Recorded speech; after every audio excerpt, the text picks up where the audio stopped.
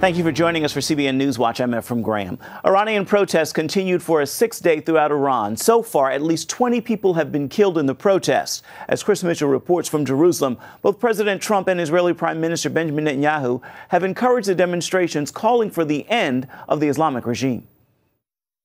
In a rare show of defiance, some demonstrators shouted, "Death to Khamenei, Iran's supreme ruler." What began as economic protests have escalated into calls for Iran's religious leaders to step down. Many of the protesters are frustrated.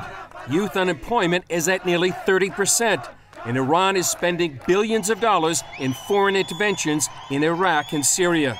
But Iran's President Hassan Rouhani says anarchy won't be tolerated. The government will definitely not tolerate those groups who are after the destruction of public properties or disrupting the public order or sparking riots in the society. But President Trump tweeted encouragement to the Iranian people.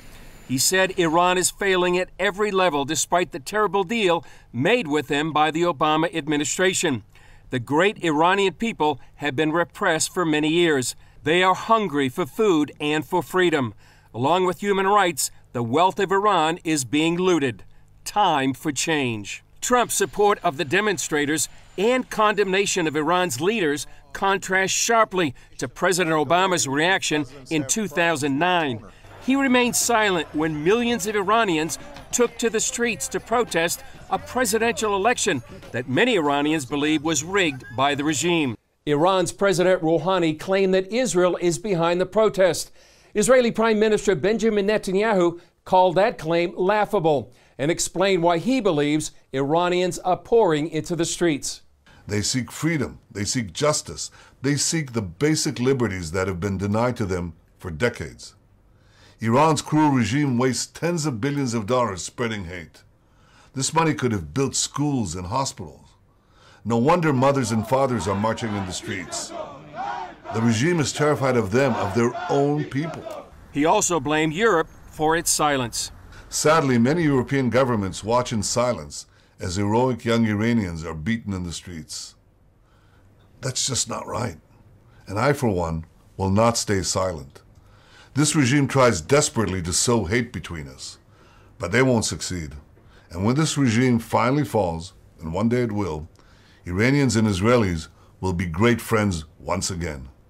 I wish the Iranian people success in their noble quest for freedom. Chris Mitchell, CBN News, Jerusalem. President Donald Trump returns to Washington after his Christmas break, facing a slew of domestic and international action items. Fresh off his tax reform victory, the president is hoping for more legislative action in the new year. This weekend, he's hosting Senate Majority Leader Mitch McConnell and House Speaker Paul Ryan at Camp David to plan out 2018's legislative agenda. GOP leaders are eager to make more progress before lawmakers shift their attention to the midterm elections.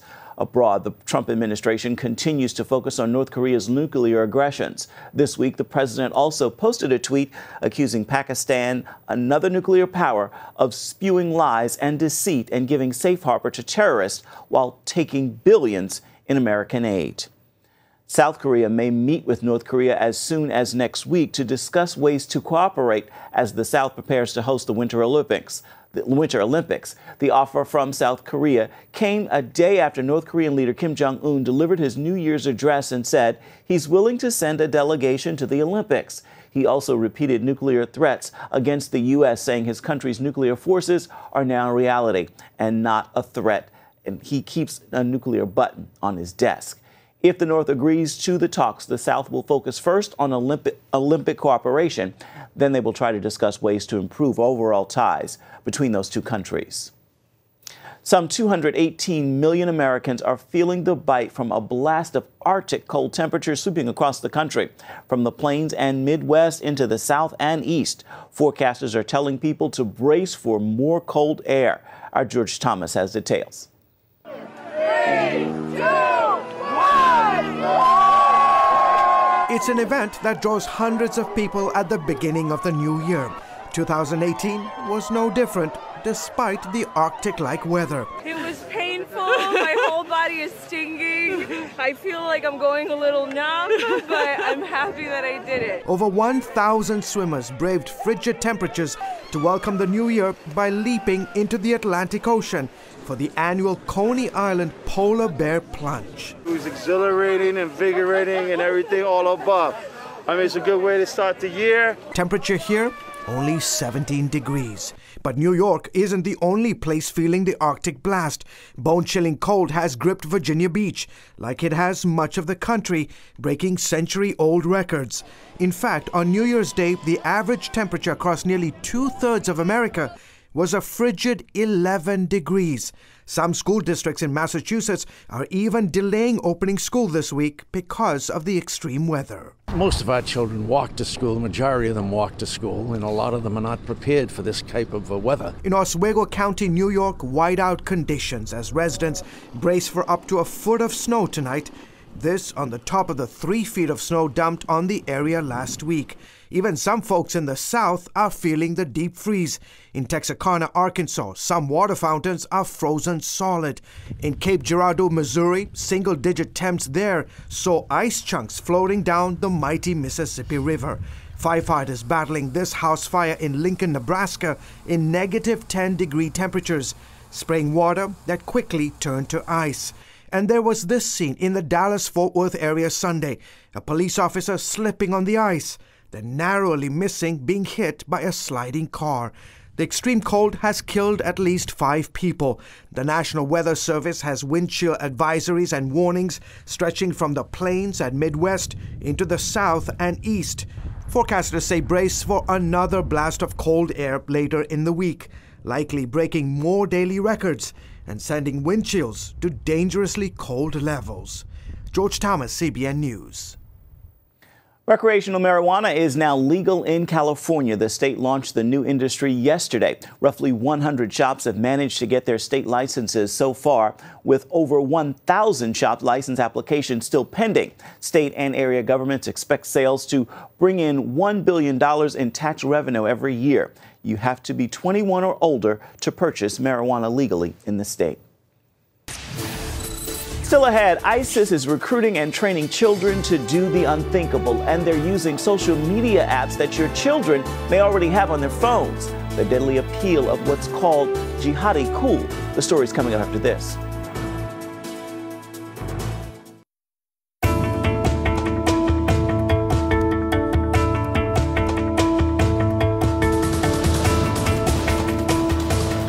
ISIS wants your teenager, and they're doing it by chatting with them on social media. Eric Rosales shows us the best defense, though, may be fighting fire with fire.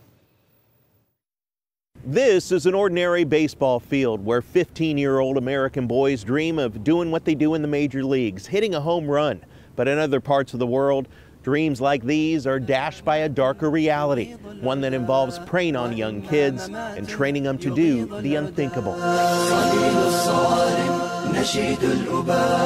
ISIS takes on American values by pushing the appeal of jihad cool, targeting millennials online with the idea one is never too young to be a warrior for Allah.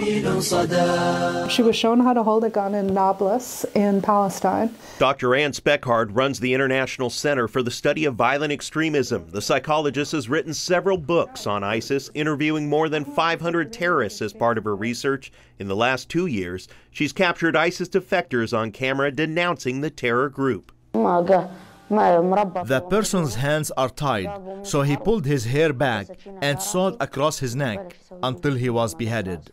Terror experts say people who feel disconnected from society or want something bigger than themselves are often targets for groups like ISIS. Many are not on government watch lists and have never been in trouble. Damien Claremont was one of them. At 17, feeling disconnected from his classmates, he converted to Islam. By age 22, Damien joined ISIS fighters in Syria, eventually killed by coalition forces. With major losses in the Middle East, ISIS is ramping up recruiting efforts in the West. Terrorists are moving beyond the popular platforms such as Twitter and Facebook to build their own private social networks. European investigators working with agents from the U.S., Belgium, Greece, and Poland recently uncovered more than 2,000 cases of extremist propaganda across a total of some 52 online networks. Experts say the use of underground encryption apps like German-based Telegram and WhatsApp has increased as well, apps your kids could have on their phones. UK investigators have confirmed Khalid Masood, who killed 4 people and wounded some 50 others on London's Westminster Bridge, used WhatsApp to send a message to someone shortly before the attack. Almost immediately after the attack, we saw a celebratory reaction from jihadis online. Elliot Zweig is with the Middle East Media Research Institute, which monitors online activity of violent extremists worldwide. He wasn't surprised when authorities said ISIS-related social media inspired the suspect, who ran over people on a New York bike path. It's really hard to envision the world of terrorism, the world of jihad today, without the proliferation of social media, without terrorists finding a very safe and secure and reliable space there in which to promote their message, in which to communicate, in which to recruit, in which to fundraise. That's why Dr. Speckhardt wants to fight fire with fire, using interviews like this 15-year-old boy who thought he was joining a grand caliphate, an alternative world government. I knew that older and younger people were being slaughtered, and I knew it was wrong. I lost my country, everything. He soon realized the only thing he was taught was to hate and how to torture and behead human beings. I would tell all the children of the world, I would tell them not to join this organization. This organization is not Muslim.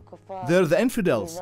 They slaughter innocent people. Using social media, Dr. Speckhardt posts the truth behind the Islamic State videos online.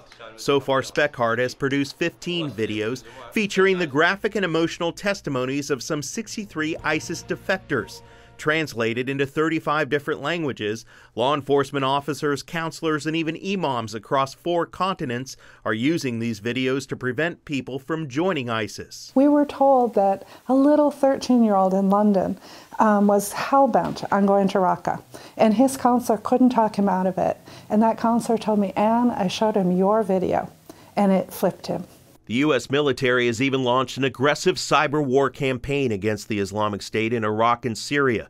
Pentagon sources tell CBN News the attacks include efforts to prevent the group from spreading propaganda, recruiting members through social media, and conducting financial or logistic transactions. Counterterrorism experts say that this is a new war. ISIS may be losing ground on the battlefield in both Syria and Iraq, but in cyberspace, it is going strong.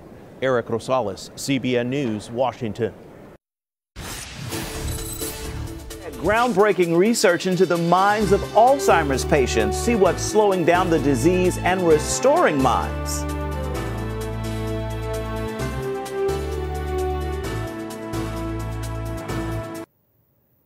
More than 5 million Americans struggle with Alzheimer's disease. No cure exists, but as Lori Johnson shows us, doctors can help slow down the disease's progression with exercise for the brain.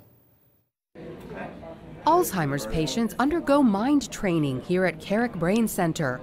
For 2 weeks, they encounter exercises designed to reignite the brain's areas of memory and personality. We've had patients that have resumed driving. We've had patients that are remembering their grandchildren for the first time in years. For example, a patient focusing on a dot while moving their head can improve connectivity in parts of the brain that have deteriorated. In this exercise, Alzheimer's patients experience different kinds of motion, which stimulates the vestibular area of the brain and reawakens memories. After her Alzheimer's diagnosis, Rosalie Kriesel gave up baking, although she used to love it. How's that? Good? That's all right. Okay, after spending time here, Rosalie regained enough confidence to make cookies and a cake. It really helped to start with, you know. We could really see a change, and her personality was better. She was more bubbly. So she kind of got her personality back. Jean Jones experienced terrible anxiety because she confused her nightmares with reality. That's gone now. So it's made it wonderful, really, and that was really hard on me as a caregiver, trying to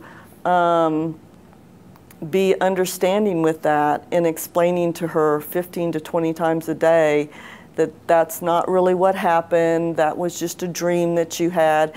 While these stories are encouraging, doctors want families to be realistic about the results. And the thing I can say is they're not degenerating at the rate that the disease normally declines at. which I think is very, very important, because the biggest thing that we want to do is increase function enough to where they can interact with their family and then not lose that as fast. Because everybody wants that extra minute, that extra hour, that extra day, that extra month. And if we can give those things, then I feel like that we're restoring some humanity that they just didn't have before. After patients leave the center, it's crucial they keep their minds working. Whether that's doing things on our iPhone or whether that's doing crossword puzzles, stimulating conversation, not necessarily just being in front of the television, watching the television, but actually talking about topics. Those are the things that are really going to help to really activate the brain. The right diet can also play a key role in slowing down the progression of Alzheimer's.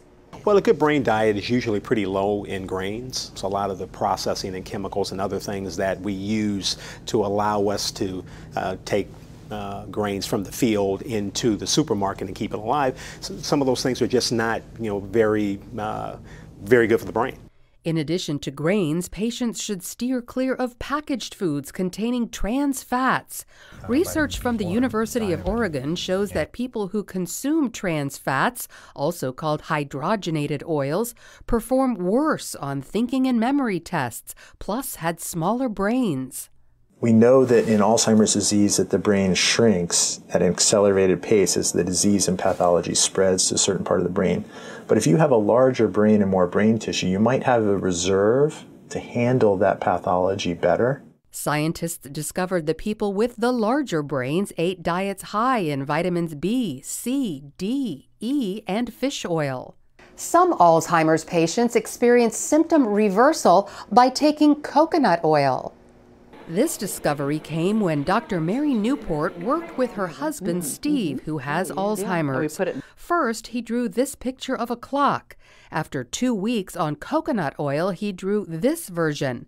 After 3 weeks came even more improvement.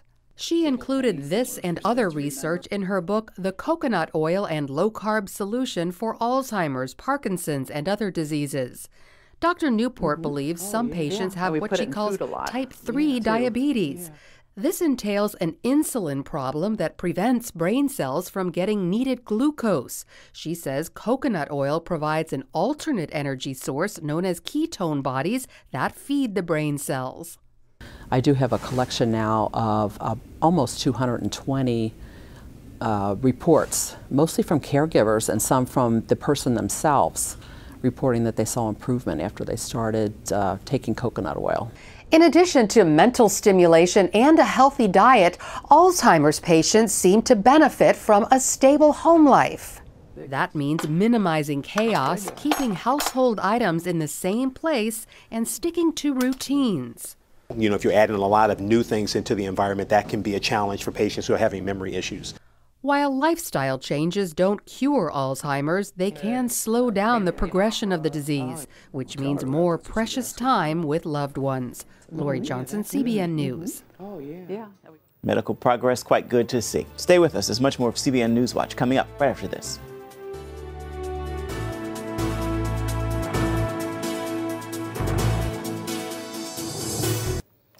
It's time now for your Tuesday Tweetable, and here's a message I hope will encourage you and inspire you to post, tag, tweet, and share it with others. There are rewards in store for you. God promises to reward those who diligently seek Him. So get moving on seeking your Heavenly Father. He's waiting with gifts in hand. With that word, make this a terrific Tuesday. That is going to do it for this edition of CBN NewsWatch. Remember, you can find more of our exclusive coverage of the issues you care most about always at cbnnews.com. And of course, we love hearing from you. We'd love to hear what you think about the stories you've seen here today or any day. You can do that by emailing newswatch@cbn.com. And of course, you can always reach out and touch us right here on Facebook, Twitter, and Instagram. Be sure to make this a terrific Tuesday. Thank you so much for your company. We look forward to seeing you right back here tomorrow. Goodbye, everyone, and God bless. Have a wonderful day. Once again, we'll see you right back here come tomorrow.